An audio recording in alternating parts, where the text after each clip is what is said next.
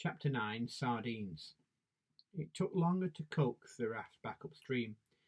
Leela steered them close to the bank, and they hauled their way along on overhanging branches when the pull wasn't enough. The branches hung low, and all four were covered in ants and spider webs by the time they reached their home stretch of river, with fresh scratches on their hands. "It was here," said Con. "I recognised the way those vines wrapped around that branch." The branch stuck out conveniently over the river. It was perfectly placed to act as a mooring branch. It jutted out at an ideal angle, right above the bank of the black Amazon soil. Fred stood, wobbling hard on the raft. "Watch it," said Con. The branch was just over his head. It was covered in tendrils where it met the tree and shone green in the sunlight. He grabbed hold of it, tied a loop in the end of his liana rope, and hung it over the branch. "That's perfect," said Leela. "Like a coat hook for our boat." "It is perfect." Fred stayed standing, looking up at the branch in his hand. He peered closer. "It's perfect because someone made it perfect." There was a beat of silence. Then, "What do you mean?" asked Con. He spoke very quietly. Fred didn't answer. He moved the branch to and fro under its covering of vines. It creaked backwards and forwards under his hand. The vines wound like a rope around it in a figure of 8, repeated over and over. "It didn't grow here. It's been tied on." Max was staring open-mouthed. "Who did it? Did you?" "No, Maxie," said Leela quietly. "Not him. Somebody else." Fred looked behind him. A gust of wind caught a pile of fallen leaves and spun them across the forest floor. The back of his neck prickled. He reminded himself again that trees do not keep secrets. They walked back to the clearing in single file. Fred came last. He turned to look backwards at every step. The rustling in the branches seemed to follow them. But it was just the wind, he told himself. Wind is a trickster. It plays havoc with your courage. The fire still had hot embers at its heart, and Fred lay down on his stomach in the grass and earth, blowing at it like a bellows, his chin inches from the fire. His eyes were red and smoky by the time it was rekindled, but the roar of it sent a wave of relief through his chest.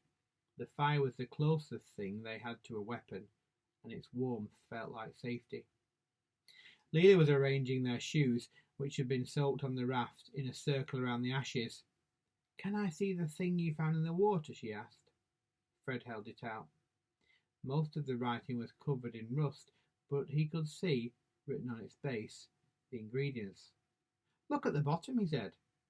"It says, 'Canned in Plymouth.'" Leela looked blank. "Plymouth is in England," said Fred, "down by the sea." "I didn't know you had fish in England," said Max.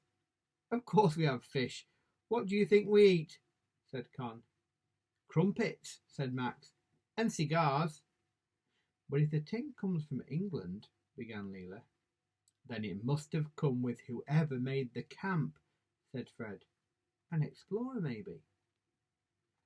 "Who goes exploring with sardines?" asked Con. "People used to come out here with all sorts of things. Pianos and china ornaments. Sardines seem normal in comparison," said Fred. He felt a hot surge rising in his chest. If the person who made the camp had been English, he might have been one of the explorers from the newspapers. Fred had read One of the Explorers Who Never Returned, part Percy Fawcett, Simon Murphy, Christopher McLaren. "I had a book," said Fred, "about a man called Hiram Bingham. He was climbing and he came across a whole city built by the Incas. He wasn't exactly discovering, because some of the Peruvians knew about it, but nobody else did. Can you imagine? It would be like suddenly finding the ruins of Birmingham in 1,000 years' time." Lilla moved closer. Her eyes were set far apart in her face, eyes that could look full of many different things at once. Now they radiated curiosity. "I've heard about it. It's called Machu Picchu." "Yes, that's the name. Usually, though, the men just go missing."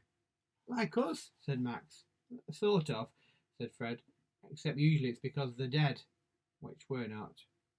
Yet, said Con ominously. Fred ignored that. And there was this man called Percy Fawcett. He was looking for a ruined city. He called it the City of Zed. And then not long ago, it was in 1925, I think, he just disappeared.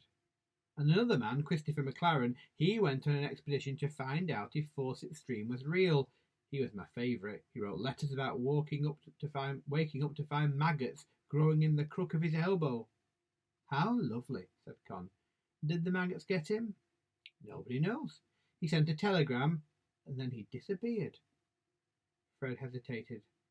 I memorised it, actually. How does it go? Asked Leela. Fred cleared his throat. Just a line from this last outpost of civilization to advise you that I am about to go out of communication. I am well and fit, and there is every hope of a successful issue to the expedition, risky as it is in some ways. Con raised both eyebrows. He sounds fun. Newspapers want people to sound like that, as if they have very clean shoes. But I know he wasn't like that. The other men said he was the maddest and bravest of a mad, brave generation. Why did you memorise it, though?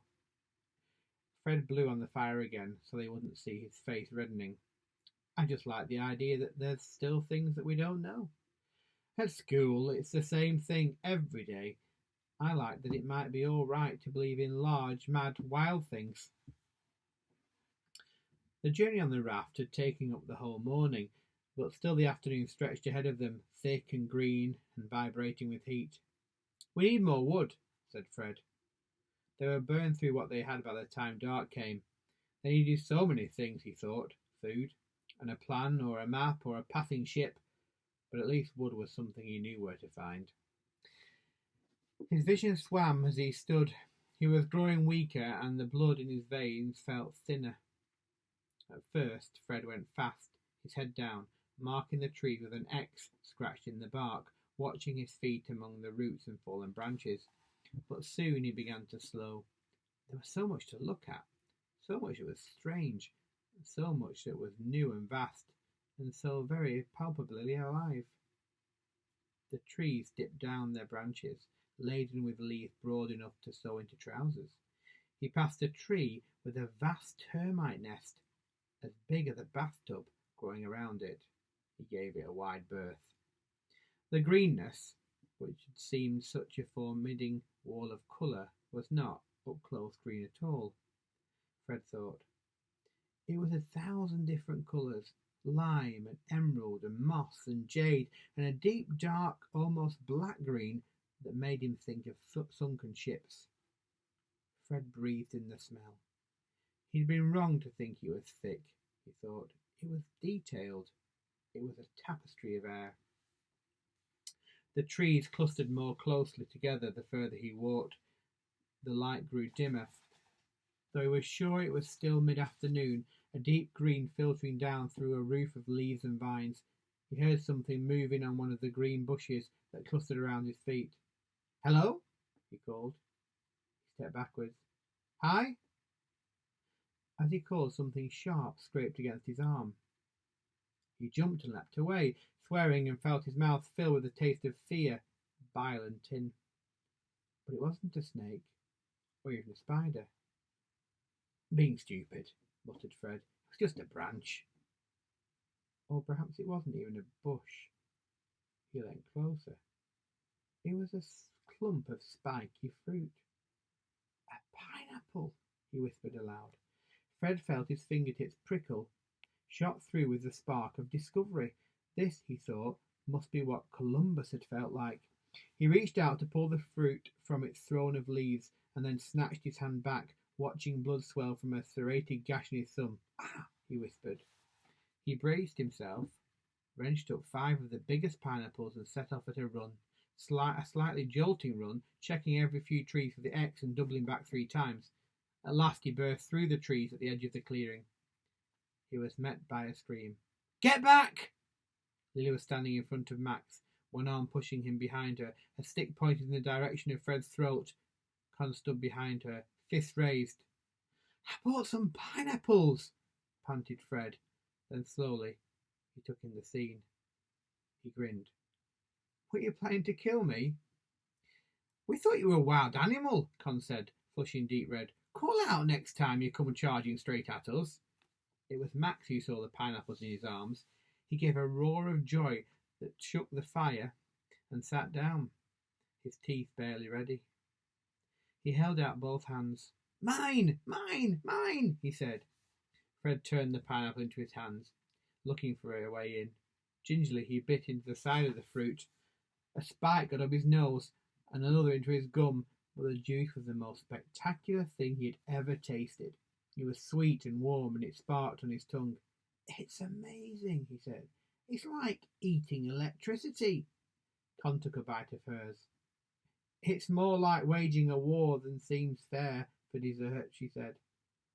Fred used his nails to scrape away the skin and dug out a handful of flesh. He held it out to Max.